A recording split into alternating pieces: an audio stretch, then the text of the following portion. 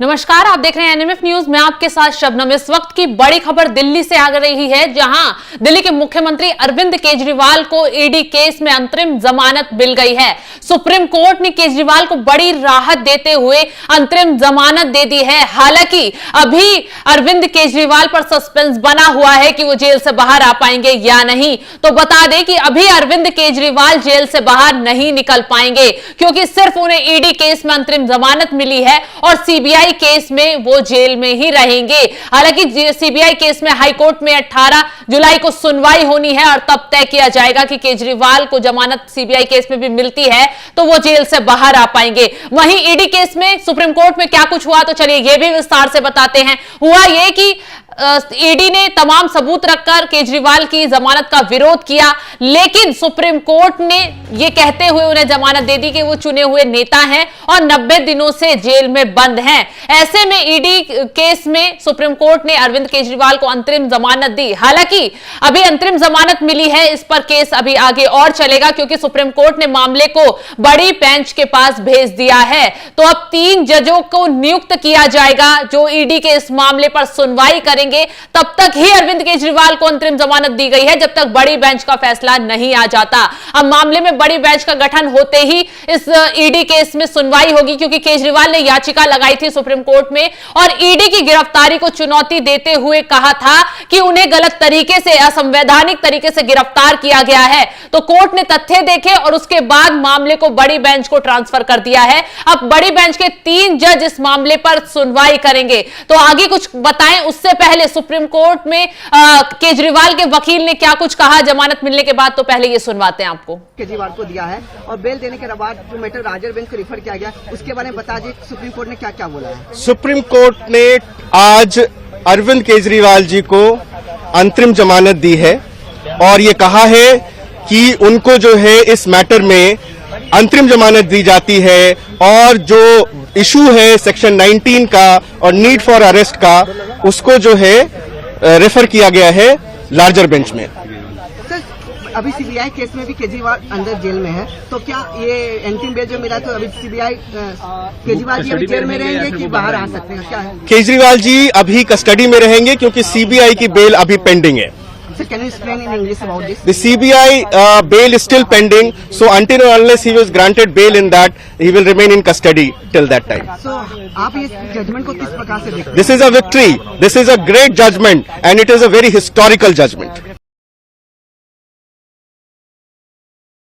मिल गई है, तब तक ये अंतरिम जमानत मिली है जब तक सुप्रीम कोर्ट की बड़ी बेंच इस मामले पर सुनवाई नहीं कर लेती और अपना फैसला नहीं सुना देती। हालांकि अभी ईडी जो उसके पास सबूत हैं, जो पूरे गवाह हैं, वो सब अब बड़ी बेंच के सामने पेश करेगी। तो अरविंद केजरीवाल की मुश्किलें कम नहीं हुई हैं। ये उनके लिए जीत नहीं बल्कि मुश्किलों वाला ये फैसला हो सकता है, क्योंकि ईडी के पास शराब घोटाले में न सिर्फ 100 करोड़ के सबूत हैं, बल्कि वो चैट और वो नोट भी हैं जिनसे हवाला कारोबार का खुलासा हो रहा है। ईडी ने हाल फिलहाल में ही राउज एवेन्यू कोर्ट में एक चार्जशीट दाखिल की है शराब घोटाले में, और वो चार्जशीट खुलासा कर रही है कि कैसे अरविंद केजरीवाल साउथ लॉबी से जुड़े हुए थे और शराब घोटाले की डील कर रहे थे। न सिर्फ साउथ लॉबी से डील कर रहे थे, बल्कि जो अपराध की आय थी उससे 45 करोड़ रुपए गोवा चुनाव में भी पहुंचाए गए। तो अरविंद केजरीवाल के खिलाफ जो सबूत ईडी को मिले हैं, वही सबूत अब सुप्रीम कोर्ट की बड़ी बेंच में पेश किए जाएंगे।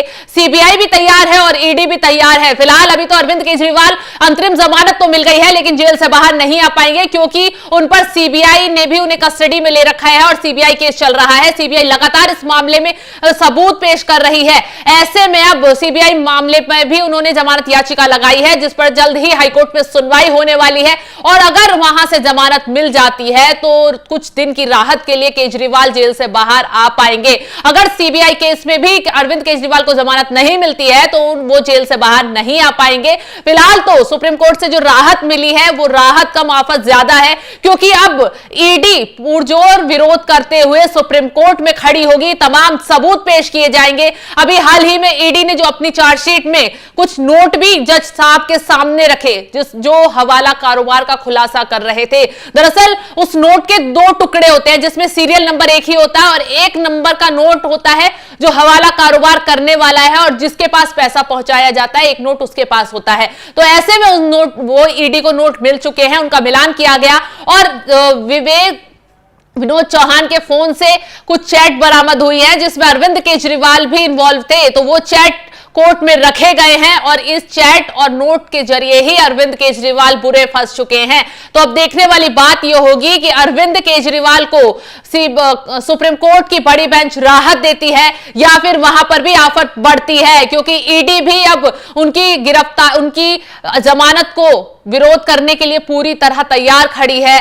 तमाम तरीके के सबूत, गवाह सब उसमें पेश करे जाएंगे और आगे सुनवाई होगी। हालांकि अभिषेक मनु सिंघवी भी केजरीवाल की तरफ से खड़े हुए हैं, वो ईडी के आरोपों को बार बार नकार रहे हैं। हालांकि आम आदमी पार्टी की तरफ से कहा जा रहा है कि यह गिरफ्तारी अवैध है और साजिश के तहत अरविंद केजरीवाल को गिरफ्तार किया गया है। अब सुप्रीम कोर्ट की फैसले और सुप्रीम कोर्ट की सुनवाई के बाद तय किया जाएगा कि वाकई अरविंद केजरीवाल को साजिश के तहत गिरफ्तार किया गया है या फिर उनके खिलाफ पुख्ता सबूत हैं। और अगर हाँ, एक बात यह भी, क्योंकि सबूत है अरविंद केजरीवाल को, तभी इतने दिनों से, वो 90 दिनों से जेल में बंद थे और उन्हें बेल नहीं मिल पा रही है। तो अब सुप्रीम कोर्ट ने उन्हें अंतरिम जमानत तो दे दी है, तब तक की अंतरिम जमानत दी गई है जब तक बड़ी बेंच सुनवाई नहीं कर लेती, और बड़ी बेंच में जब फैसला आएगा, सुनवाई होगी, उसके बाद ही तय किया जाएगा कि अरविंद केजरीवाल को ईडी केस में जमानत मिलती है या नहीं। फिलहाल सीबीआई केस में भी अरविंद केजरीवाल की मुश्किलें बढ़ चुकी हैं और सीबीआई केस में भी उन पर लगातार जो सबूत उनके खिलाफ मिल रहे हैं, हवाला कारोबार के और साउथ लॉबी से डील के, वो सीबीआई जुटा चुकी है। तो न सिर्फ अरविंद केजरीवाल, अब तो पूरी आम आदमी पार्टी पर भी मुश्किलें खड़ी हो गई है, क्योंकि ईडी की चार्जशीट में पूरी आम आदमी पार्टी को आरोपी बनाया गया है, जो यह खुलासा कर रही है कि जो अपराध किया है, शराब घोटाले से जुटाई गई थी, वो आम आदमी पार्टी पर लगाई गई और गोवा चुनाव में आम आदमी पार्टी के कार्यकर्ताओं, नेताओं ने इस पैसे का इस्तेमाल किया। गोवा चुनाव में जितने भी नेता वहां प्रभारी थे, उन सब से ईडी ने पूछताछ की है और इस पूछताछ में ही पैसों को लेकर खुलासा हुआ है। तो फिलहाल सुप्रीम कोर्ट से अंतरिम जमानत केजरीवाल को मिल चुकी है, लेकिन वो अभी जेल से बाहर नहीं आ पाएंगे और सीबीआई केस में उन पर शिकंजा अभी फिलहाल कसा हुआ है। जल्द ही सीबीआई केस में भी हाई कोर्ट में उनकी जमानत पर सुनवाई होनी है। अगर सीबीआई केस में उन्हें अब जमानत मिल जाती है तो अरविंद केजरीवाल के लिए जेल के रास्ते खुल जाएंगे, वो जेल से बाहर आ पाएंगे। तो तमाम खबरों की अपडेट के लिए आप बने रहिए हमारे साथ और इस खबर पर कमेंट कर अपनी राय जरूर बताएं कि अरविंद केजरीवाल को अंतरिम जमानत मिलने का फैसला कितना सही है।